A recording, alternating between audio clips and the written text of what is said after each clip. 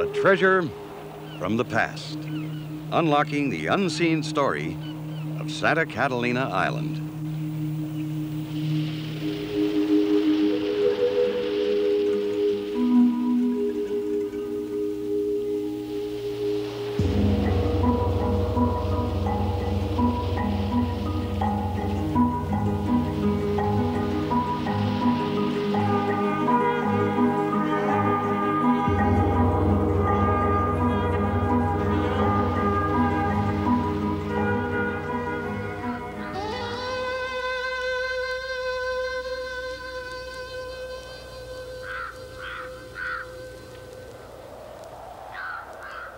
Santa Catalina may once have been the center of the widely spread Chinigchanich cult. Chinigchanich was the belief in one God, the creator of all things.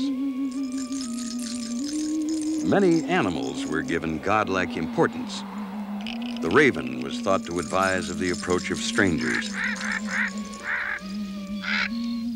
while porpoise were believed to guard the world, circling around it to see that it was safe and in good order. A ritual of the Chinigchanich deity was the drinking of a liquid made from the highly poisonous Jimson weed plant.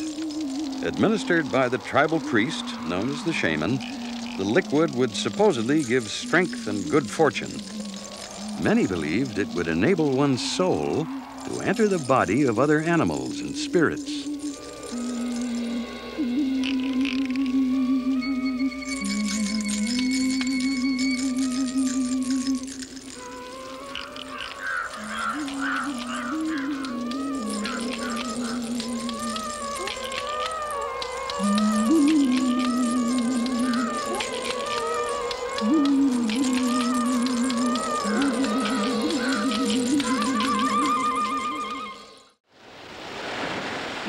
If today Santa Catalina were to be restored to the ownership of its native inhabitants, it's doubtful that they could live as they once did.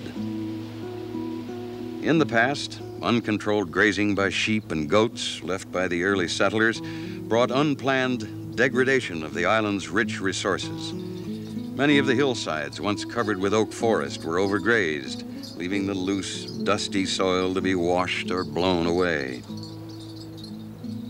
Today, the Santa Catalina Island Conservancy is continuing a half-century of management and restoration, working hard to encourage appreciation of the island through conservation and research. Over 2/3 of the island is being restored.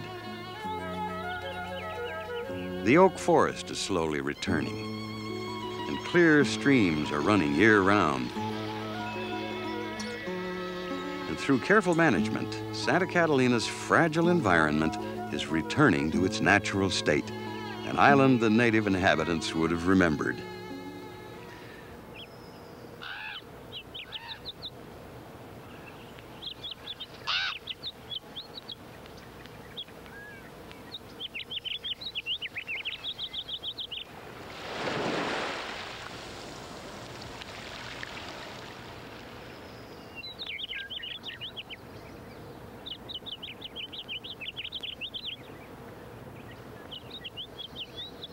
Santa Catalina Island is a living symbol of people's willingness to help preserve our natural heritage, allowing the modern-day explorer to rediscover Santa Catalina Island. A treasure from the past.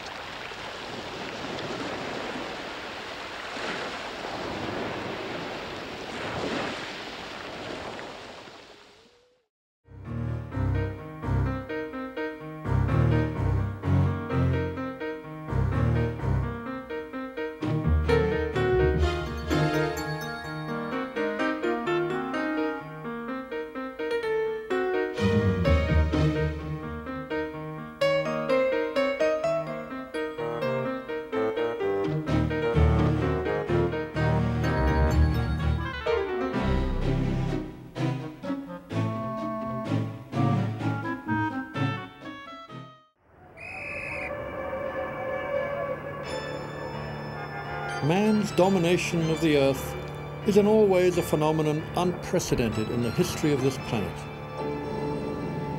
Who knows where our incredible abundance and ingenuity will lead us?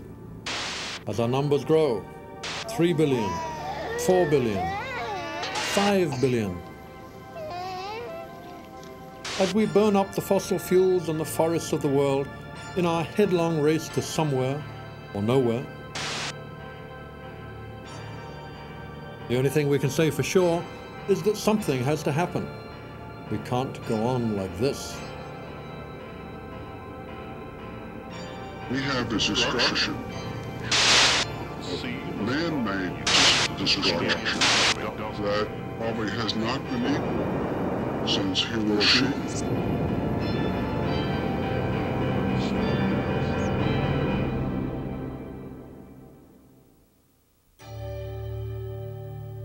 On this island of Aldabra, one of the most remote islands in the world, perhaps we have a glimpse of our own future.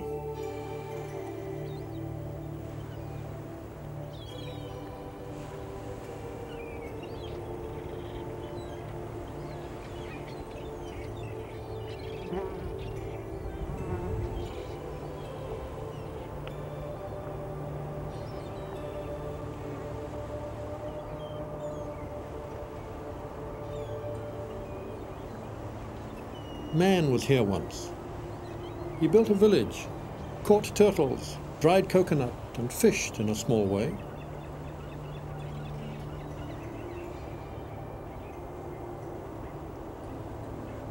He is gone now. The people here died out in the fullness of time, or just departed. The houses were not sold. There was no one to buy them. They were simply abandoned to the wind and to the natural decay and to the tortoises.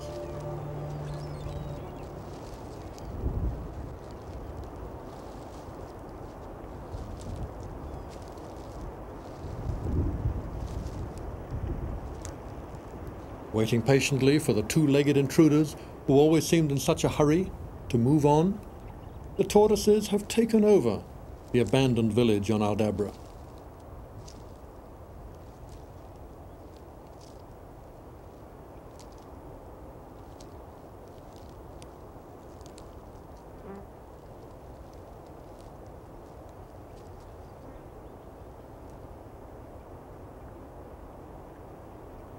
Here they do no harm, just cropping the vegetation in the cool of the morning and the evening, and when the sun climbs high in the sky, crawling into the shade, even into crawl spaces under the houses, to cogitate, or perhaps to do absolutely nothing until it gets a little cooler.